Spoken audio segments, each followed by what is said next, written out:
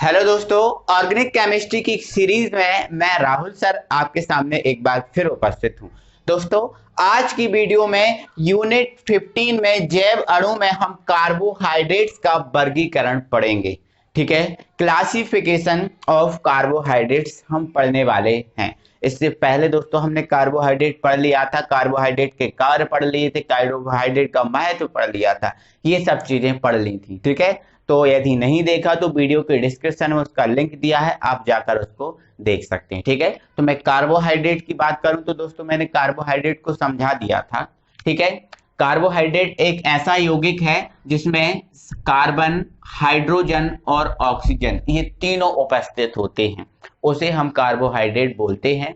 ठीक है, इसमें कार्बन, हाइड्रोजन और जो ऑक्सीजन है इसका अनुपात होता है 1:2:1 ये होता है। ठीक है, हमने आपको ये सब चीजें बता दी थी। हमने ये बोल दिया था कि जो पेड़ पौधे हैं ये सबसे ज्यादा कार्बोहाइड्रेट अपने अंदर रखते हैं, मतलब पेड़ पौधों में लगभग 70% कार्बोहाइड्रेट होता है, क्योंकि मुख्य आधार पेड़ पौधों का जो होता है वो कार्बोहाइड्रेट के द्वारा ही तैयार होता है, और हमारे बॉडी में भी ऊर्जा का प्रथम स्रोत कार्बोहाइड्रेट है। ये सब चीजें हमने बता के रखी थी आपको। ठीक है, तो दोस्तों आज हम करते हैं कार्बोहाइड्रेट का वर्गीकरण। दोस्तों, कार्बोहाइड्रेट के वर्गीकरण की बात करें तो जो कार्बोहाइड्रेट्स होता है ये 2 टाइप का होता है। कितने टाइप का? 2 टाइप का। एक होता है शर्कराएं और दूसरा होता है अशर्कराएं, जिसको हम पॉलीसैकेराइड भी बोलते हैं। ठीक है, अब ये शर्कराएं अशर्कराएं ये भी होती हैं, ये क्या होती हैं ये बताऊंगा। ठीक है, अब थोड़ा सा मैं बता दूं दोस्तों, जो शर्कराएं वाले कार्बोहाइड्रेट होता है, शर्कराएं वाले टाइप का जो कार्बोहाइड्रेट होता है वो मीठा होता है, स्वाद में कैसा होता है? मीठा होता है, और जल में विलय होता है, जल में घुल जाता है, शर्कराएं टाइप का। ठीक है, लेकिन मेरे भाई जो अशर्कराएं टाइप का पॉलीसैकेराइड होता है ये कैसा होता है? मीठा नहीं होता। मीठा नहीं होता, कैसा होता है? स्वादहीन होता, इसका कोई स्वाद नहीं आता, इसका कोई स्वाद नहीं आता, तो ध्यान रखना है ये अस्वादहीन है। ठीक है, ओके। चलो, अब शर्कराओं की बात करें दोस्तों, तो जो शर्कराएं वाला जो कार्बोहाइड्रेट है ये फिर से 2 टाइप का होता है। कितने टाइप का? 2 टाइप का, जिसमें पहला होता है हमारा मोनोसैकेराइड और दूसरा हमारा रहेगा ओलिगोसैकेराइड। ठीक है ना, मोनोसैकेराइड और दूसरा हमारा कौन सा रहेगा? ओलिगोसैकेराइड। ठीक है, अब यदि हम मोनोसैकेराइड की बात करें, अब इसको नीचे करना है, नीचे करो थोड़ा सा। ठीक है, तो नीचे को करना है, हुआ? इधर तक देखा? हाँ, मोनोसैकेराइड की बात करें मेरे भाई तो ये मोनोसैकेराइड होता है, ये 3 प्रकार, मतलब मोनोसैकेराइड का कोई प्रकार नहीं है, ये मोनोसैकेराइड के एग्जाम्पल मैंने आपको दे दी हैं। मोनोसैकेराइड में आता है ग्लूकोज, फ्रैक्टोज और ये गैलेक्टोज, है ना, जिसमें से ग्लूकोज, फ्रैक्टोज और जो गैलेक्टोज होता है इनके तीनों के सूत्र बिल्कुल इक्वल होते हैं, C6H12O6, ये तीनों के फॉर्मूले यही होता है। बस दोस्तों इसमें संरचना में केवल डिफरेंस होता है, बाकी सूत्र इनके सब सेम रहते हैं। ठीक है, आगे बात करें ये मोनोसैकेराइड, इन सबको मैं बहुत अच्छे से क्लियर करूंगा, अलग से बिल्कुल पढ़ाऊंगा। अभी तो केवल मैं इसका वर्गीकरण बता रहा हूं और सबको फिर अलग से हम पढ़ने वाले हैं। ठीक है, चलो, अब ये दूसरा है हमारा ओलिगोसैकेराइड। इस ओलिगोसैकेराइड की बात करें मेरे भाई तो ये ओलिगोसैकेराइड जो है ना, ये ओलिगोसैकेराइड 3 प्रकार का होता है। कितने प्रकार का? 3 प्रकार का। कौन कौन सा? Di oligosaccharide, di oligosaccharide, tri oligosaccharide और टेट्रा ओलिगोसैकेराइड, है ना।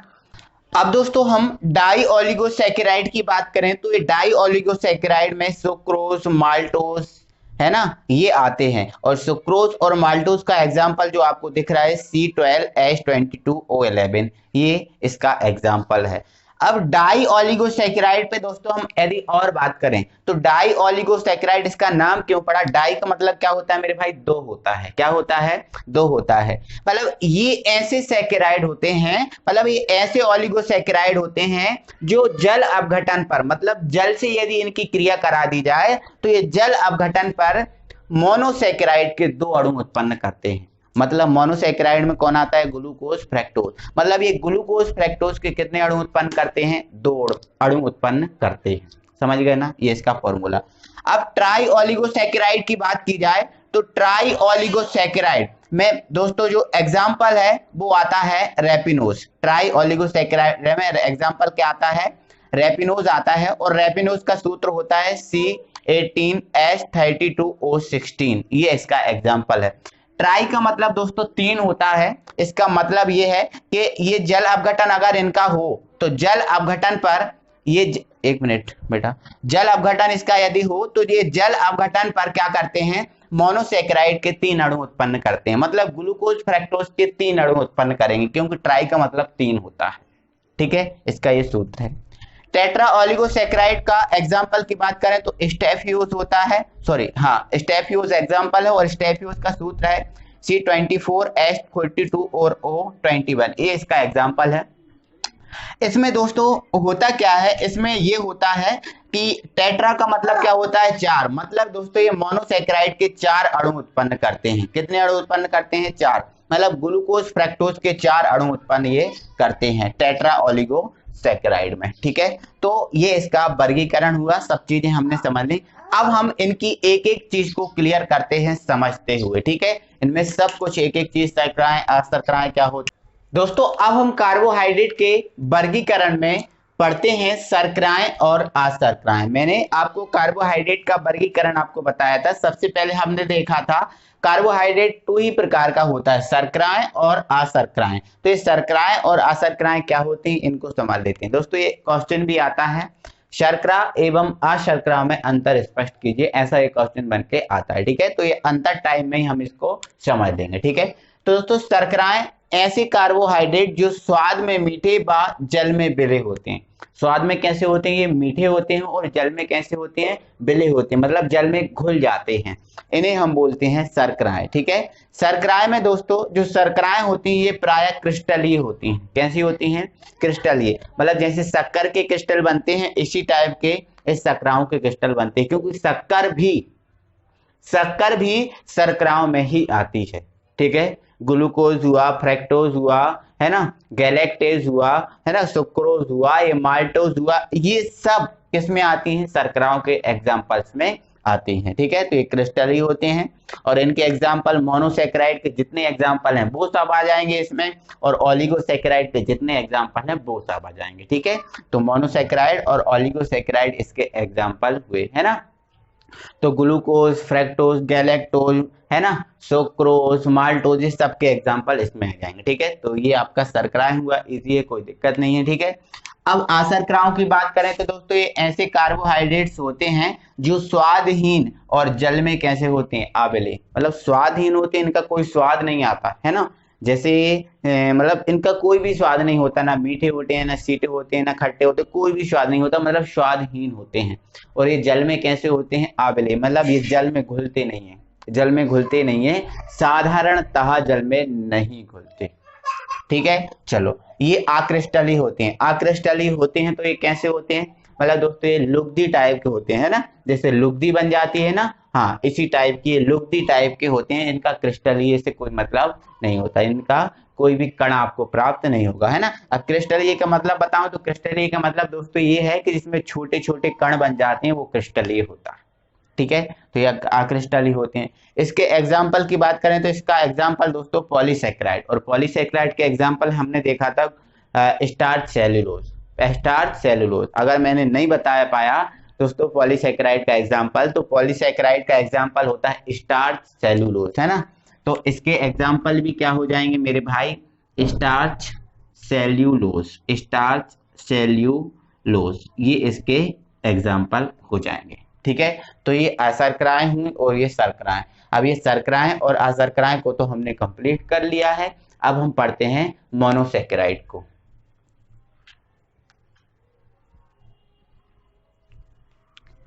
दोस्तों अब हम बात करते हैं मोनोसैकेराइड की। तो जो मोनोसैकेराइड होता है मेरे भाई, मोनोसैकेराइड एक ऐसा कार्बोहाइड्रेट होता है जो सबसे सरलतम होता है, सबसे सरलतम होता है, मतलब सबसे छोटा होता है, ऐसा कहें सबसे छोटा होता है।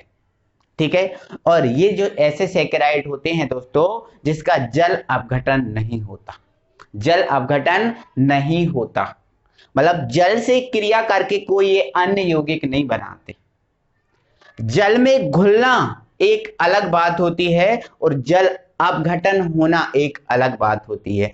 अपघटन से कोई नया यौगिक बनता है, ठीक है, और जो पदार्थ घुल जाता है तो उसी में घुल जाता है, कोई नया यौगिक उसमें नहीं बनता। तो ध्यान रखना, अपघटन एक अलग चीज है और घुलना एक अलग चीज है, ठीक है। तो ये सबसे सरलतम, सबसे छोटे कार्बोहाइड्रेट होते हैं जिनका जल अपघटन नहीं होता, जिनका जल अपघटन नहीं होता, जल में नहीं मतलब से सॉरी जल से कोई क्रिया करके कोई अन्य यौगिक नहीं बनाते, ठीक है।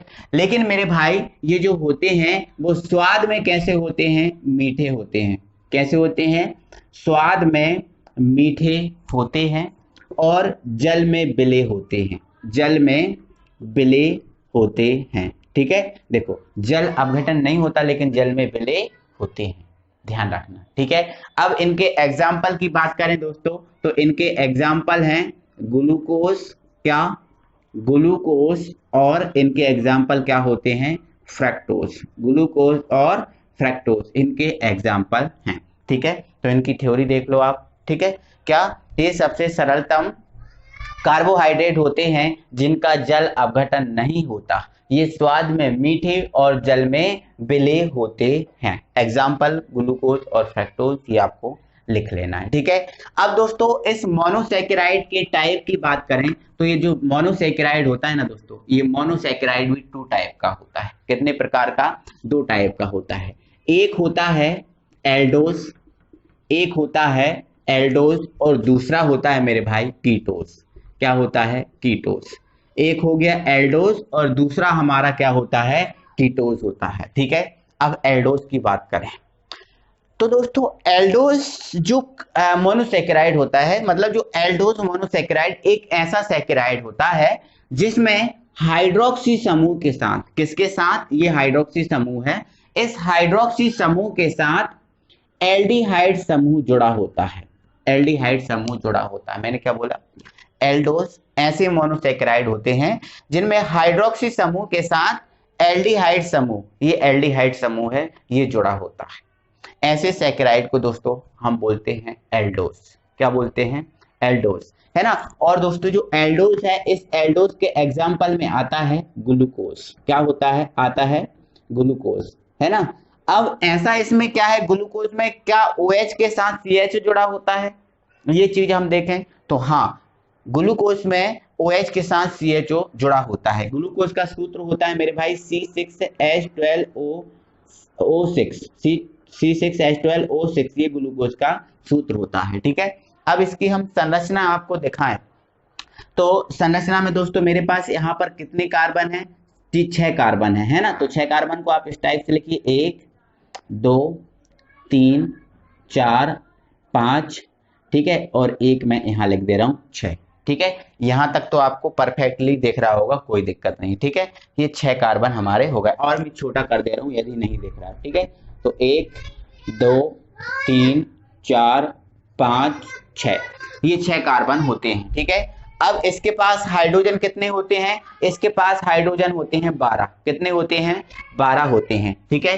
तो एक हाइड्रोजन और O हमने यहाँ दे दिया, ठीक है। अब यहाँ पर हमने जोड़ दिया OH, यहाँ पर हमने जोड़ दिया H, यहाँ पर हमने जोड़ दिया H, यहाँ पर हमने जोड़ दिया OH, यहाँ पर हमने जोड़ दिया फिर OH, यहाँ पर हमने जोड़ दिया H, यहाँ पर हमने जोड़ दिया H और यहाँ पर हमने जोड़ दिया OH, है ना। अब थोड़ी सी काउंटिंग आप बता दीजिए मुझे कितनी हो गई है। देखो 6 कार्बन है तो 6 तो कार्बन ही, हाइड्रोजन हमारे पास कितने होते हैं? 12। तो 1 2 3 4 5 6 7 8 9, ठीक है, 9 हो गए। अब इसके बाद यहाँ पर आप क्या कर दीजिए, एक OH, कितने हो गए? 10, ठीक है। अब यहाँ पर आप क्या कीजिए, अब आपको कितने चाहिए? एक यहाँ पर दे दीजिए और एक आप यहाँ पर, ऐसा कर दीजिए, ठीक है, ऐसा आप कर दीजिए। या फिर एक काम कीजिए, यहाँ पर आप H कर दीजिए, ठीक है। तो देखो यहाँ पर अब देखो हाइड्रोजन की काउंटिंग करो, 1 2 3 4 5 6 7 8 9 10 11 12, 12 हाइड्रोजन हमारे पास हो गए। वो हमारे पास कितने हैं? 6। तो 1 2 3 4 5 6, हमारे पास 6 ऑक्सीजन है, 6 कार्बन है और 12 हाइड्रोजन है। ये ग्लूकोज की संरचना होती है मेरे भाई, ये ग्लूकोज की क्या है, संरचना है, ठीक है। और ये ग्लूकोज एल्डोज का एग्जांपल है, और एल्डोज में हमने क्या बताया था, OH के साथ CHO जुड़ा होता है, मतलब हाइड्रोक्सी समूह के साथ एल्डिहाइड समूह जुड़ा है। तो देखो हाइड्रोक्सी समूह आपको दिख रहा है और हाइड्रोक्सी के साथ कौन उपस्थित है, CHO, मतलब ये एल्डोज है। ग्लूकोज जो है ना वो एल्डेज है। इसकी परिभाषा आपने लिख ली, ये इसका एग्जांपल है और ये इसकी संरचना है, आप बना सकते हो, ठीक है। एनी प्रॉब्लम, ठीक है। अब दोस्तों कीटोस की बात करें तो दोस्तों कीटोस ऐसा मोनोसैकेराइड होता है जिसमें हाइड्रोक्सी समूह के साथ, किसके साथ, जिसमें हाइड्रोक्सी समूह के साथ कीटोस समूह उपस्थित होता है, ये होता है कीटोस समूह, ये होता है कीटोस समूह, ठीक है। इस हाइड्रोक्सी समूह के साथ कौन सा समूह उपस्थित होता है, कीटोस समूह उपस्थित होता है, ये हमारा है कीटोस, सॉरी ये आपका कीटोस समूह है ना। क्या समूह है ये, कीटोन समूह, या फिर इसको कीटोन भी बोलते हैं, ठीक है। क्या बोलते हैं मेरे भाई, इसको कीटोन भी बोलते हैं, ठीक है। आप इसको कीटोज बोल दो या फिर इसको आप क्या बोल दो, कीटोन बोल दो, ठीक है। तो ऐसा मोनोसैकेराइड जिसमें हाइड्रोक्सी समूह के साथ कीटोन या कीटोस समूह उपस्थित होता है, कीटोस कहलाते हैं। क्या कहलाते हैं, कीटोस कहलाते हैं, ठीक है। और कीटोस का एग्जाम्पल है मेरे भाई फ्रक्टोज। क्या होता है, फ्रक्टोज होता है कीटोज का एग्जाम्पल, ठीक है। और फ्रक्टोज का सूत्र भी होता है C6H12O6, ये भी फ्रक्टोज का एग्जाम्पल है, ठीक है। अब मैंने दोस्तों आपको पहले बता दिया था कि सूत्र जो एक समान होते हैं, केवल संरचना अंतर होता है। देखो इसमें कौन सा समूह होता है, एल्डिहाइड समूह होता है, और इसमें होता है कीटोस, कीटोन या कीटोस समूह होता है, ये कीटोन समूह ये होता है इसमें, ठीक है। अब इसकी संरचना कुछ इस टाइप से तैयार होती है, कैसे तैयार होती है इसको आप समझिएगा। देखो इसकी संरचना होती है CH2OH, ठीक है। फिर C डबल बॉन्ड O, इसमें कितने C हैं, 6 C हैं, तो लिख लो 1 2 3 4 5 और ये 6, ठीक है। इस टाइप से ही है ना, ठीक है। चलो ये तो आपका आ गया। अब इधर आप क्या कर दो, OH दे दो, इधर आप H दे दो, इधर आप OH, नो इधर आप H दे दो, इधर आप OH दे दो, इधर OH और इधर आप H दे दो, ठीक है। अब इसके बाद आप क्या कीजिए, इधर पे आप क्या कीजिए, इसको H दे दो आप, ठीक है। इधर पे आप OH दे दो और इधर पे आप क्या कर दो, H दे दो, ठीक है। ये कीटोस की संरचना है। आप कार्बन काउंटिंग कीजिए, हाइड्रोजन की काउंटिंग कीजिए और ऑक्सीजन की काउंटिंग कीजिए, ठीक है। कार्बन कितने हैं, 1 2 3 4 5 6 हैं। हाइड्रोजन 12 है, तो 2 और 1 3, 4 5 6 7 8 9 10 11 और ये 12। ऑक्सीजन 6 है, तो 1 2 3 4 5 और ये 6, ठीक है। तो ये कीटोज की संरचना, मतलब ये कीटोज है, कीटोज में फ्रक्टोज है, जो फ्रक्टोज की ये संरचना होती है और ग्लूकोज की ये संरचना होती है। तो ये हमने पूरा मोनोसैकेराइड पढ़ा दोस्तों। ये मोनोसैकेराइड हमने देख लिया कि ये एल्डोज और कीटोज होता है, कीटोज को पढ़ लिया, एल्डोज को पढ़ लिया, ये सब समझ लिया, ठीक है। चलो अब हम आगे पढ़ते हैं।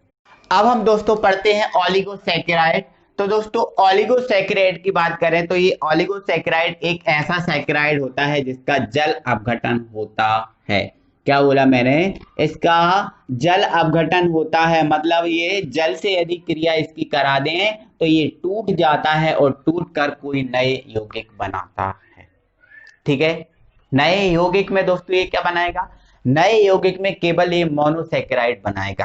क्या बनाएगा, मोनोसैकेराइड बनाएगा। तो ध्यान रखना कि ओलिगोसैकेराइड का जल अपघटन होता है और जल अपघटन होने पर, जल अपघटन कराने पर ये मोनोसैकेराइड के, किसके, मोनोसैकेराइड के, मोनोसैकेराइड के 2 से लेकर 10 तक अणु उत्पन्न करता है, ठीक है। तो ध्यान रखना दोस्तों, क्या बोला मैंने, ऐसे कार्बोहाइड्रेट जिनका जल अपघटन कराने पर 2 से 10 मोनोसैकेराइड अणु उत्पन्न होते हैं, ओलिगोसैकेराइड कहलाते हैं। अब मोनोसैकेराइड अणु की बात करें तो मोनोसैकेराइड में ग्लूकोज फ्रक्टोज ही आते हैं, ठीक है।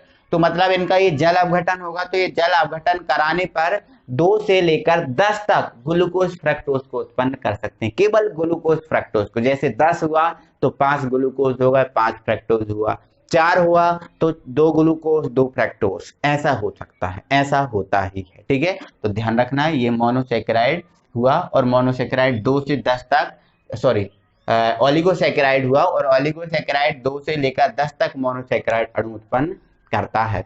अब दोस्तों ओलिगोसेकेराइड की बात करें तो ओलिगोसेकेराइड मैंने आपको बता दिया था ये 3 प्रकार का होता है। कितने प्रकार का? 3 प्रकार का। पहला हमारा होता है डाई ओलिगो सेकेराइड और दूसरा होता है हमारा ट्राई ओलिगो सेकेराइड और तीसरा है हमारा टेट्रा ओलिगो सेकेराइड है ना, टेट्रा ओलिगो सेकेराइड। ठीक है, तो अब इनको एक एक करके हम समझते हैं। तो दोस्तों डाई ओलिगोसेकेराइड की बात करें तो ये ऐसे ओलिगोसेकेराइड होते हैं जो जल अपघटन पर मोनोसेकेराइड के 2 अणु उत्पन्न करते हैं। क्या बोला मैंने? ऐसे ओलिगोसेकेराइड जो जल अपघटन पर मोनोसेकेराइड के 2 अणु उत्पन्न करते हैं, मतलब ग्लूकोज और फ्रक्टोज को 2 उत्पन्न करते हैं, डाई ओलिगोसेकेराइड कहलाते हैं। ठीक है, और दोस्तों डाई ओलिगोसेकेराइड के एग्जाम्पल की बात करें तो डाई ओलिगोसेकेराइड है, इसका एग्जाम्पल होता है सुक्रोज। क्या होता है? सुक्रोज। ठीक है, और क्या? माल्टोज। सुक्रोज और माल्टोज, है ना। और ये दोनों के एग्जाम्पल की बात करें, सॉरी दोनों के सूत्रों की बात करें तो दोनों का सूत्र होता है C12H22O11, ये दोनों का ही सूत्र होता है। अब हमने देखा है कि डाई ओलिगोसेकेराइड मतलब मोनोसेकेराइड के 2 अणु उत्पन्न करता है।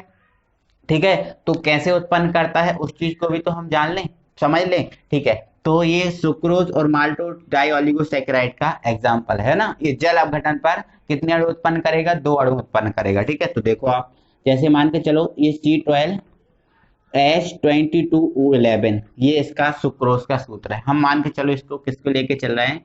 सुक्रोज को लेकर चल रहे हैं। ठीक है, अब इस सुक्रोज का यदि हम जल अपघटन कराएं, जल अपघटन का मतलब क्या होता है मेरे भाई? जल अपघटन का मतलब होता है जल से क्रिया कराना। ठीक है, तो यदि हम मेरे भाई इसका जल अपघटन कराएं तो जल अपघटन कराएंगे तो क्या होगा? ये मोनोसेकेराइड के 2 अणु उत्पन्न करेगा, मतलब ये एक ग्लूकोज उत्पन्न करता है और एक फ्रक्टोज उत्पन्न करता है, तो दोनों ही मोनोसेकेराइड है। ठीक है, तो इसका हम जल अपघटन कराएंगे तो ये क्या करेगा? एक ग्लूकोज को उत्पन्न कर देगा और एक फ्रक्टोज को उत्पन्न कर देगा। ठीक है, आप देख लो, चेक कर लो।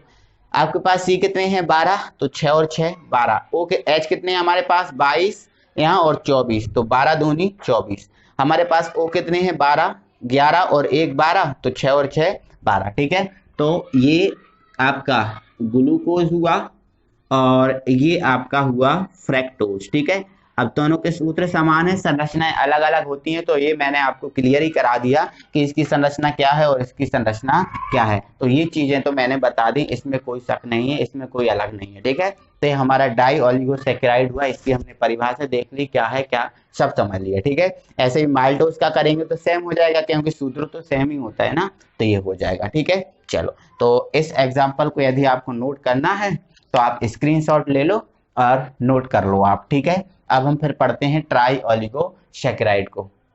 ठीक है, चलो, हाँ, तो दोस्तों अब हम ट्राई ओलिगोसेकेराइड की बात करते हैं। ठीक है, ट्राई ओलिगोसेकेराइड। ठीक है, चलो, तो हमने डाई को तो हमने कंप्लीट कर लिया है। अब हम पढ़ते हैं ट्राई ओलिगोसेकेराइड, है ना। तो दोस्तों हम ट्राई ओलिगोसेकेराइड की बात करें तो ट्राई ओलिगोसेकेराइड, ठीक है, तो ट्राई ओलिगोसेकेराइड एक ऐसा सेकेराइड होता है जो जल अपघटन पर मोनोसेकेराइड के 3 अणु उत्पन्न करता है। मोनोसेकेराइड के कितने अणु उत्पन्न करता है? 3 अणु उत्पन्न करता है, उसे हम बोलते हैं ट्राई ओलिगोसेकेराइड। ठीक है, इसमें दोस्तों ये ग्लूकोज के 2 अणु उत्पन्न करता है और फ्रक्टोज का 1 अणु उत्पन्न करता है। ठीक है, तो 3 हो गए। ठीक है, हाँ, तो दोस्तों ये हमने इसकी परिभाषा देख ली कि मतलब ऐसा सेकेराइड जो जल अपघटन पर मोनोसेकेराइड के 3 अणु उत्पन्न करता है, ट्राई ओलिगोसेकेराइड कहलाता है। और ट्राई ओलिगोसेकेराइड के एग्जाम्पल की बात करें तो दोस्तों इसका एग्जाम्पल है रेपिनोज। क्या होता है? रेपिनोज, रेपिनोज इसका एग्जाम्पल है। और रेपिनोज के सूत्र की बात करें दोस्तों तो हमने सूत्र आपको बता ही दिया था, क्या है इसका सूत्र, C18H32 और O16, ये इसका एग्जाम्पल है ना। अब ये कितने अणु उत्पन्न करता है, 3 अणु उत्पन्न करता है ना। तो कैसे 3 अणु उत्पन्न करता है वो भी हम बता देते हैं, ठीक है। ये हमने रेपिनोज लिख लिया C18H32O6 है ना। इसका हमें जल अपघटन कराना, मतलब इसकी हम जल से क्रिया करानी है। तो इसमें मेरे भाई हम इसके 2 अणु लेंगे, कितने अणु लेंगे, 2 अणु लेंगे है ना। तो जैसे ही हम इसका जल अपघटन कराएंगे तो 2 ग्लूकोज के अणु देगा और 1 फ्रक्टोज का अणु देगा है ना। तो यहाँ पर ग्लूकोज के 2 अणु बनेंगे, मतलब C6H12O6 है ना, C6H12O6 ठीक है। और फ्रक्टोज का 1 अणु, तो C6H12O6 है ना, ये फ्रक्टोज का 1 अणु, ठीक है। 3 अणु उत्पन्न कर दिए। ट्राई ऑलिगोसैकेराइड 3 ही करता है तो ये 3 अणु उत्पन्न कर दिए, ठीक है। आइए देखते हैं इसको बैलेंस है कि नहीं। देखो ये 18, तो 6 दूनी 12, 6 तिया 18, ये कितने हैं 32, और ये 4 ये हैं, तो 32 और 4 36, ठीक है। तो 12 दूनी 24 तिया 36, ठीक है। अब वो हमारे पास 2 ये हैं और यहाँ पर हमारे पास कितने हैं, नो ये थोड़ी सी मिस्टेक हो गई, यहाँ पर 16 है, ठीक है। हाँ 16 है, हाँ तो 2 ये हैं और 16 ये हैं, तो 18, तो 6 1 मिनट, ये भी थोड़ी मिस्टेक है दोस्तों, C6 है यहाँ पर है ना। तो 6, तो 6 12 और 3 18, ठीक है। तो ये थोड़ी सी मिस्टेक हो गई थी, इसको तो आप करेक्ट करते हो, क्योंकि मैं वही चीज बार बार बोल रहा हूँ है ना, तो आप ये समझ सकते हो है ना, हल्की सी मिस्टेक हो गई, ठीक है। तो 18 हमारे पास O है, 18 हमारे पास C है और 36 हमारे पास H है, मतलब ये 3 अणु उत्पन्न किए, जिसमें से ये 2 ग्लूकोज के हैं और ये 1 फ्रैक्टोज का है। तो ये हमारा ट्राई ऑलिगोसैकेराइड हुआ, ठीक है।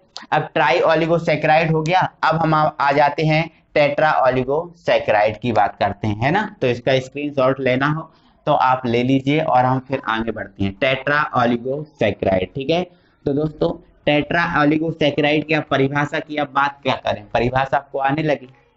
ऐसा सैकेराइड जो जल अपघटन पर मोनोसैकेराइड के 4 अणु उत्पन्न करता है। मोनोसैकेराइड के कितने अणु उत्पन्न करता है, 4 अणु उत्पन्न करता है, इसे ही हम बोलते हैं टेट्रा ऑलिगोसैकेराइड है ना, ठीक है। तो यहाँ पर हम हेडिंग डाल दे रहे हैं टेट्रा ऑलिगोसैकेराइड है ना, ठीक है। तो इसकी परिभाषा हमने समझ ली है कि जो जल अपघटन पर मोनोसैकेराइड के 4 अणु उत्पन्न करता है, जिसमें 2 ग्लूकोज रहते हैं और 2 इसमें फ्रैक्टोज रखेंगे, ठीक है। इसके फॉर्मूले की बात करें दोस्तों तो इसका फॉर्मूला होता है स्टेफियोस, नो इसके एग्जाम्पल की बात करें तो इसका एग्जाम्पल क्या होता है, स्टेफियोस, स्टेफियोस, ये इसका एग्जाम्पल है स्टेफियोस, स्टेफियोस। और स्टेफियोस के फॉर्मूले की बात करें, सूत्र की बात करें, ठीक है, तो इसका सूत्र क्या होता है C24H42 और O21, 42 और O21, ये इसका एग्जाम्पल, मतलब इसका ये सूत्र है स्टेफियोस का, ठीक है। ये जल अपघटन पर कितने अणु उत्पन्न करेगा, 4 अणु उत्पन्न करेगा, ठीक है। तो देखते हैं, देखो C24H42 और O21 है ना, इसका जल अपघटन कराएंगे तो हम 3 अणु लेंगे, कितने अणु लेंगे, 3 अणु लेंगे है ना।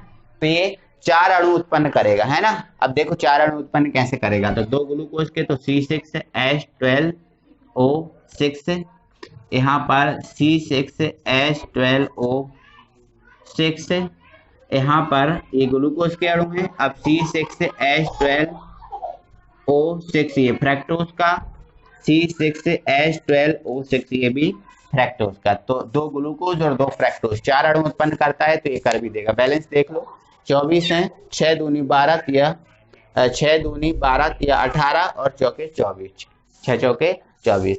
अब ये कितने हैं 42 और 6 48 है ना, 12 दूनी 24 और 24 48, ये 21 और 3 कितना 24, तो 6 12 18 और ये 24, तो ये 24 हो गया, ठीक है। तो ये हमारा टेट्रा ऑलिगोसैकेराइड हुआ। तो दोस्तों आई होप कि आपके समझ में आ गया होगा, क्लियर हो गया होगा। चलो अब हम दोस्तों पढ़ते हैं जो हमारा लास्ट बचा है पॉली ऑलिगोसैकेराइड, तो सॉरी पॉलीसैकेराइड, इस पॉलीसैकेराइड को पढ़ते हैं। अब हम पढ़ते हैं दोस्तों पॉलीसैकेराइड, लास्ट हमारा जो है पॉलीसैकेराइड। अब हमने जहां वर्गीकरण करा था वहां पर इसके हमने टाइप नहीं देखे थे, लेकिन यहाँ पर हम इसके टाइप भी देखेंगे, ठीक है। तो पॉलीसैकेराइड मतलब दोस्तों ये पॉलीसैकेराइड एक ऐसा कार्बोहाइड्रेट होता है जो जल अपघटन पर, मतलब इसका जल अपघटन किया जाए तो ये 10 से ज्यादा अणु उत्पन्न करता है। मोनोसैकेराइड के 10 से ज्यादा अणु उत्पन्न करता है, समझ रहे हो ना। तो ध्यान रखना, आप समझ गए इतनी चीजें तो मैं जल्दी जल्दी करा दे रहा हूं, ठीक है। तो ऐसे कार्बोहाइड्रेट जो जल अपघटन पर मोनोसैकेराइड के 10 से ज्यादा अणु उत्पन्न करते हैं पॉलीसैकेराइड कहलाते हैं। और पॉलीसैकेराइड में दोस्तों आता है स्टार्च, क्या स्टार्च, ठीक है, सेल्यूलोज, स्टार्च, सेल्यूलोज, ठीक है, और ग्लाइकोजन, ठीक है, ग्लाइकोजन, ये पॉलीसैकेराइड के एग्जाम्पल हैं, ठीक है। और दोस्तों इन तीनों के फॉर्मूले की बात करें तो इन तीनों का फॉर्मूला होता है C6H10O5 की whole power n, starch, glucose, glycogen, इन सब का ये फॉर्मूला है। अब ये n स्रोत के ऊपर डिपेंड करेगा, क्योंकि स्टार्च, ग्लूकोज हर एक स्रोत में तो बराबर नहीं होता, इसलिए ये स्रोत के ऊपर डिपेंड करेगा और उस हिसाब से ये पावर लगाई जाती है। तो ध्यान रखना, ये इसका फॉर्मूला हुआ, ठीक है। और इसमें ये जो n का मान होता है बहुत ज्यादा ही होता है, मतलब ऐसा नहीं होता 1 2 3 नहीं होता, मतलब 10 के ऊपर ही होता है इसका n का मान, ठीक है। तो ध्यान रखना है, ये स्टार्च, सेल्यूलोज या फिर ग्लाइकोजन का फॉर्मूला हुआ जो पॉलीसैकेराइड के क्या है, एग्जाम्पल है, ठीक है। अब दोस्तों पॉलीसैकेराइड के टाइप की बात करें तो ये पॉलीसैकेराइड है ना 2 प्रकार का होता है। कितने प्रकार का? 2 प्रकार का होता है, ठीक है। एक होता है होमोपॉलीसैकेराइड और दूसरा हमारा होता है हेट्रोपॉलीसैकेराइड, ठीक है। तो ध्यान रखना, होमोपॉलीसैकेराइड और हेट्रोपॉलीसैकेराइड, ठीक है। होमो का मतलब होता है दोस्तों सम पॉलीसैकेराइड,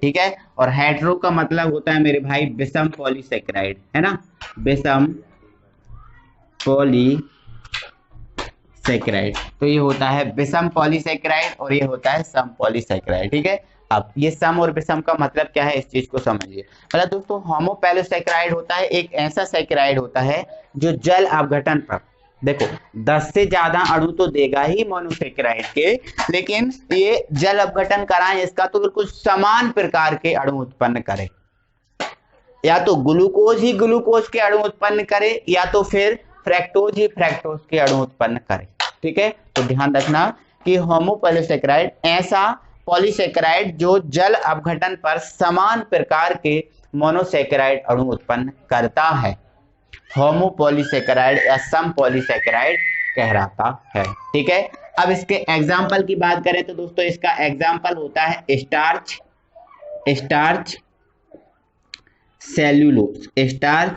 सेल्यूलोज, ठीक है, स्टार्च सेल्यूलोज।